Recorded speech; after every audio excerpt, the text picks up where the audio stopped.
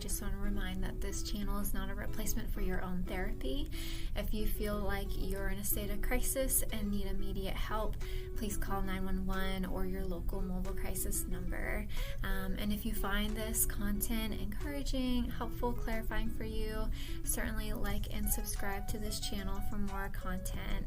And if you're a Connecticut or Tennessee resident and would like to reach out to me, see if we would be a good fit working together, certainly visit my website, www.plumeriacouplescounseling.com. I've got the link in the description below. Feel free to visit that website and get in touch with me. I'd love to hear from you. So now on to the topic of today. So the question that I'm going to answer in this video is this question of, I don't talk a lot. I don't consider myself to be a really emotional person. I'm just not a talker. Am I going to just fail in couples therapy? And first off, I want to say, no, you won't fail in couples therapy. That is the role and the responsibility as a couples therapist, a marriage counselor, is to help you in that process, right? And be able to look at and appreciate where maybe the lack of words are coming from, right? Like there's a reason and a purpose to everything that we do, and then especially in context of significant relationships. There's a lot of meaning behind even moments when there aren't a lot of words said. And so your counselor's role, your couples counselor's role, is to help you in that process to put words to your experience. And so for me, I honestly get excited when I hear clients say things like, I don't know, like it's blank for me in this spot. I don't know what to say. Because to me, I kind of picture it like an emotional paint by number. Like if you had a paint by number canvas and you filled out and did the brush strokes for a part of it, and someone asked you, hey, what's the colors in that picture? What is the picture? You'd be able to talk about it, right? Because you spent the time to paint it, fill it in. It's familiar to you.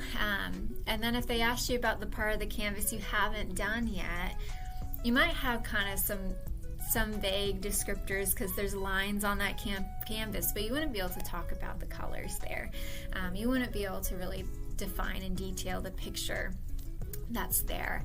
And so I think of the I don't knows as like we're just meeting that part on our emotional canvas where we just haven't spent time long enough, right, to put words to that.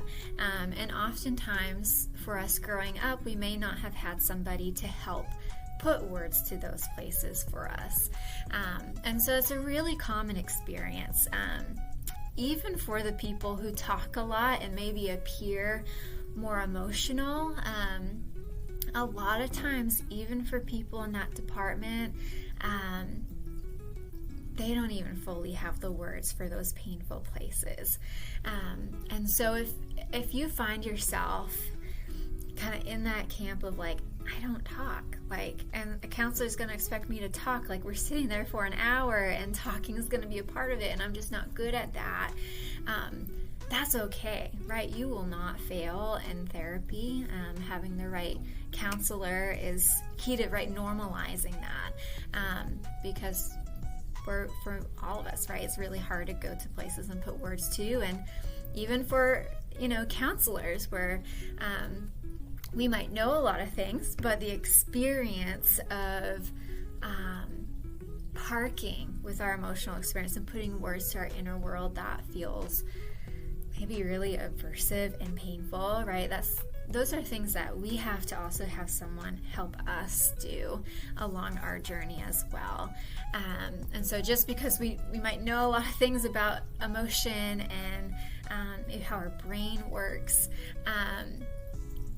it doesn't mean that we have it perfect in that area too. And so I say that to normalize, right, that it's as normal and it's healthy that all of us at some point maybe need somebody to help us put words to those places that just feel really kind of vague and empty. And so I just encourage you that, if that's the fear of like, I'm not going to be able to engage in the way that the counselor might expect me to, or my spouse might expect me to, just know that it's not viewed as a failure, right? It's not viewed as a failure, because we all have our point in our growth cycle, right? And what we're taking our next steps into for our own personal growth and growth in our relationships. And so if you find yourself in that place, just know that it's in couples work, not having the words, that's not a failure. And a lot of times in the place of absence of words, there is a lot of important information being said in those moments that isn't audibly heard. And so that's my role as a counselor, is to help pull those pieces out. I hope this helps give clarity and some encouragement, and I hope you have a great day.